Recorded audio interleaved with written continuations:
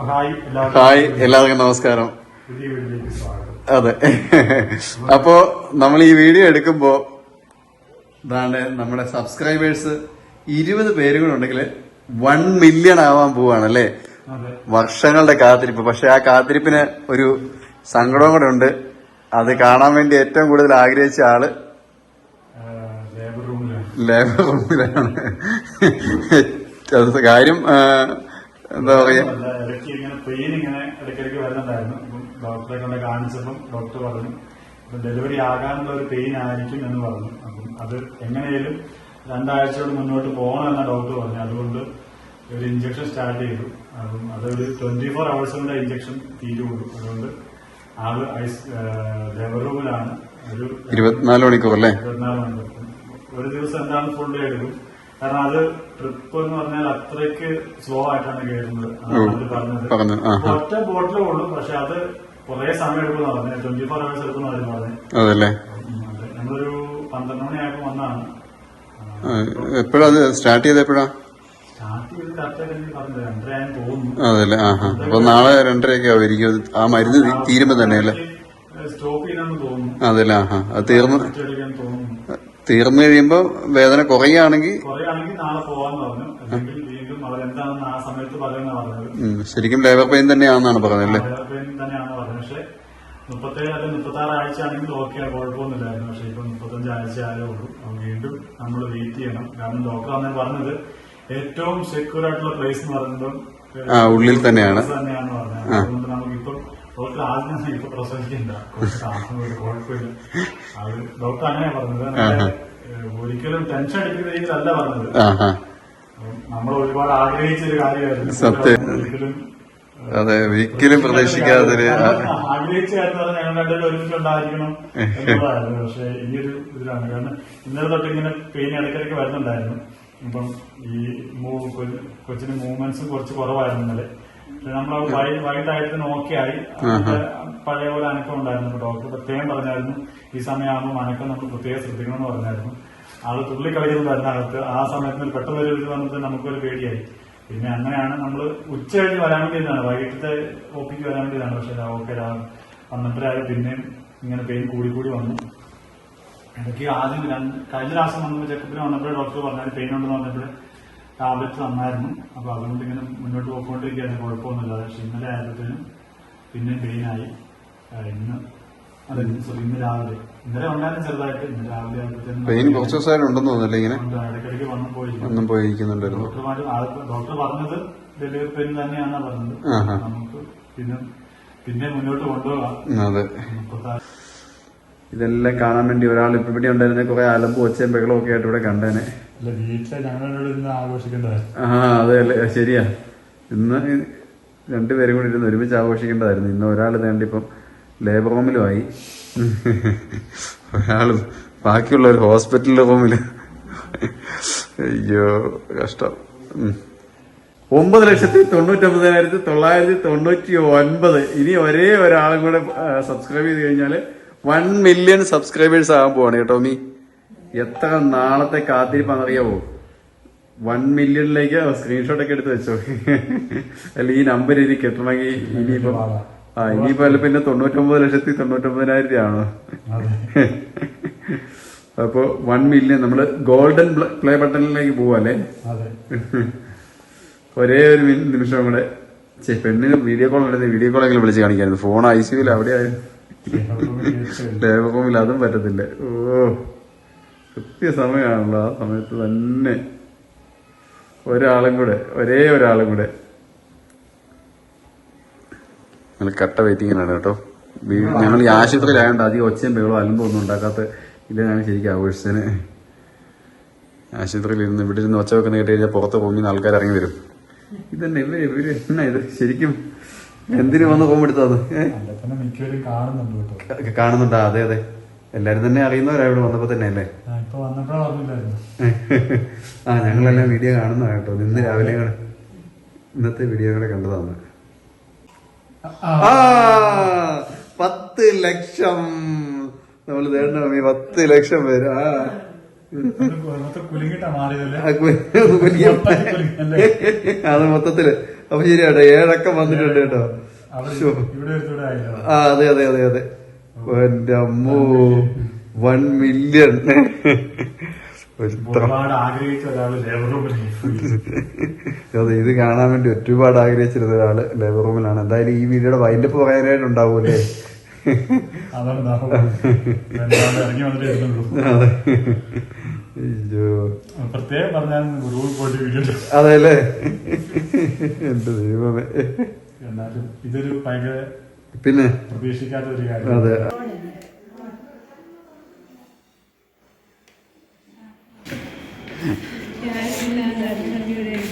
Food കഴിച്ചോ? ഇല്ലേ? അയ്യോ,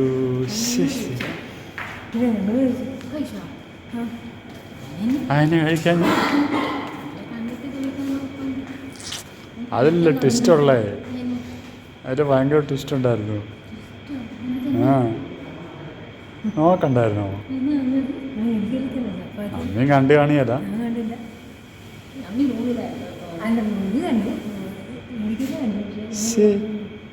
അതെന്നാ മോശം, ചുമ്മാ അല്ല.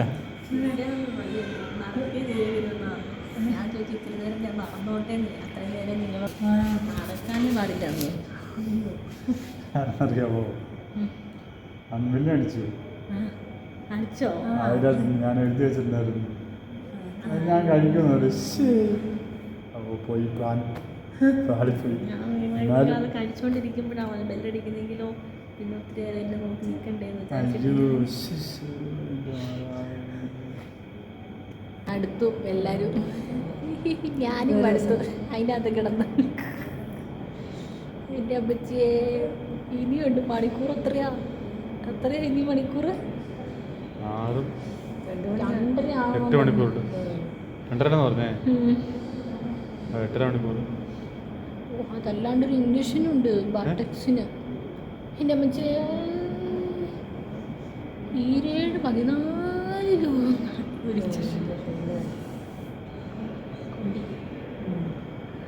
കുഞ്ഞിൻ്റെ മറ്റേ ശ്വാസകോശം വികസിക്കാൻ വേണ്ടിയിട്ട്.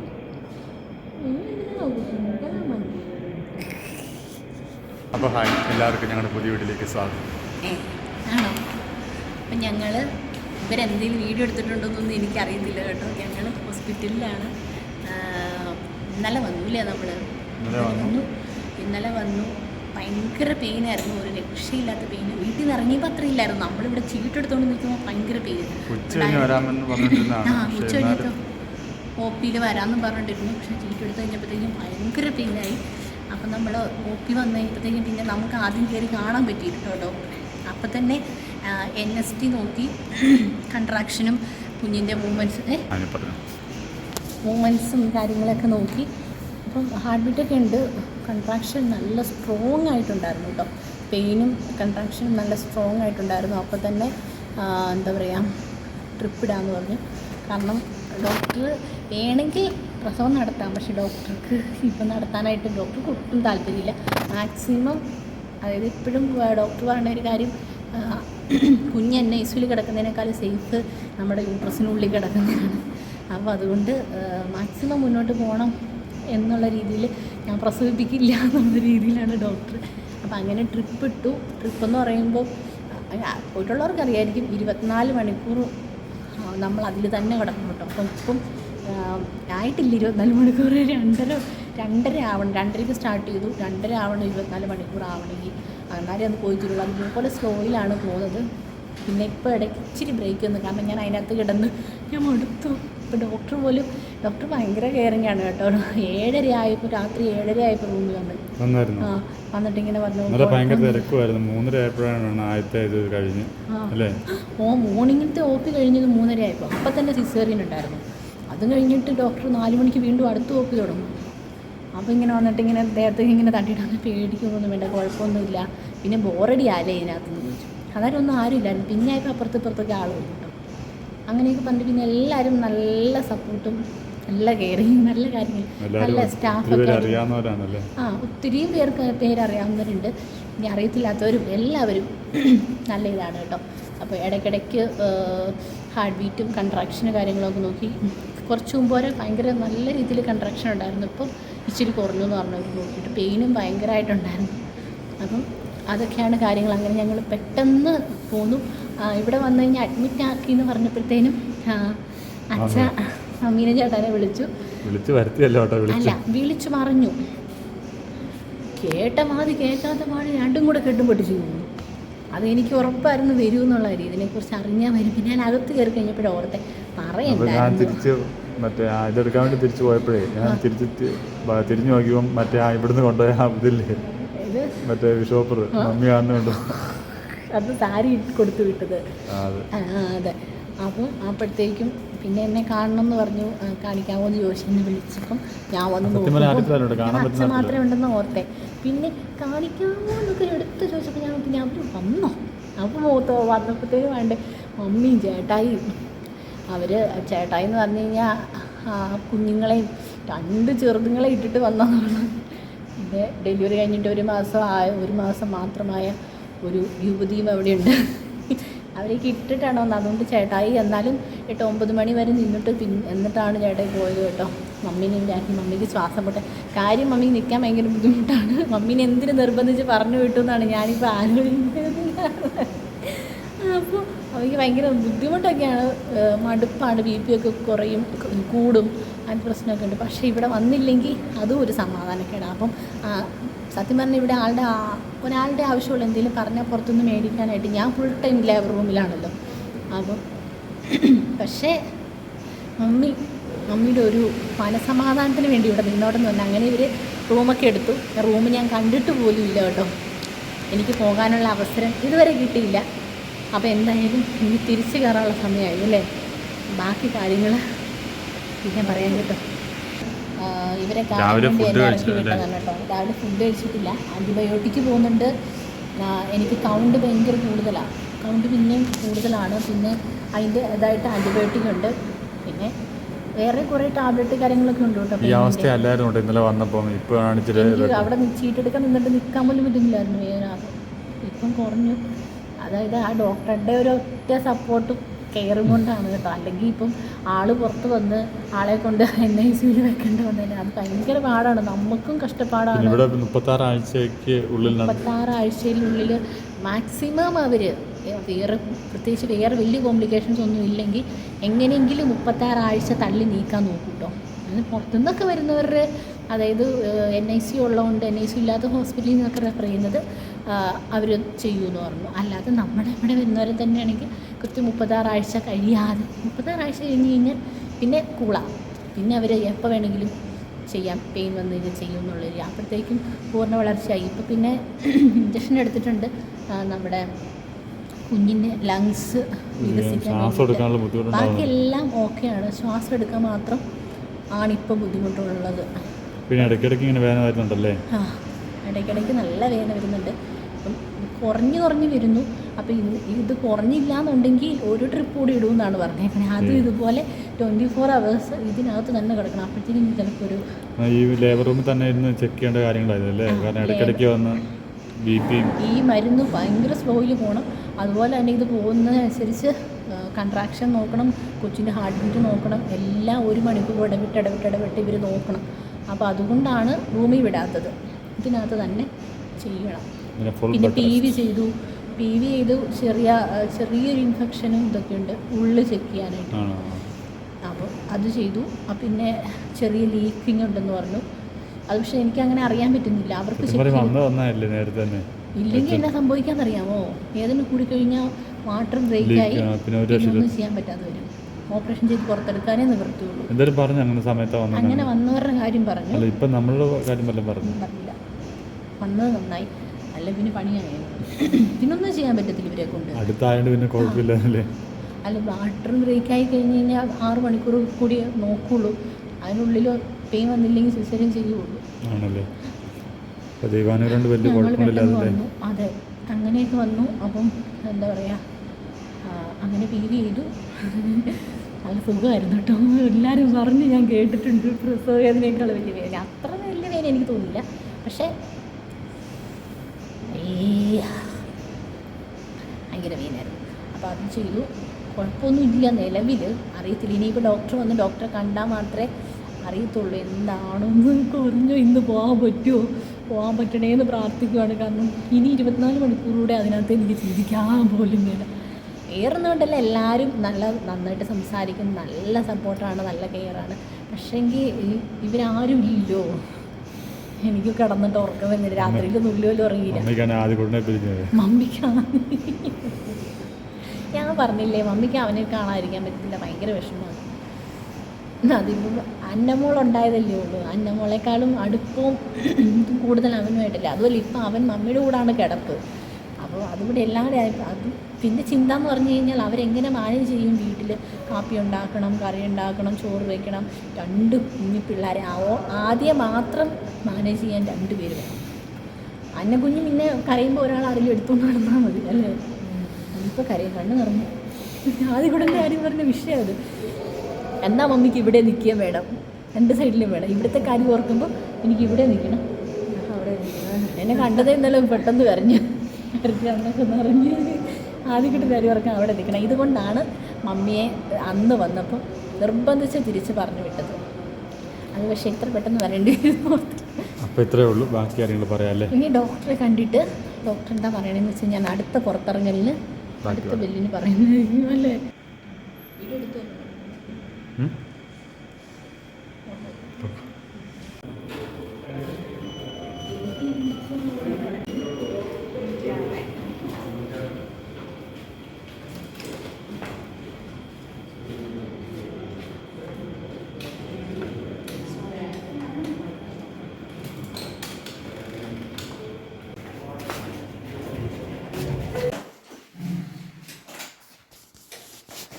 അതെ,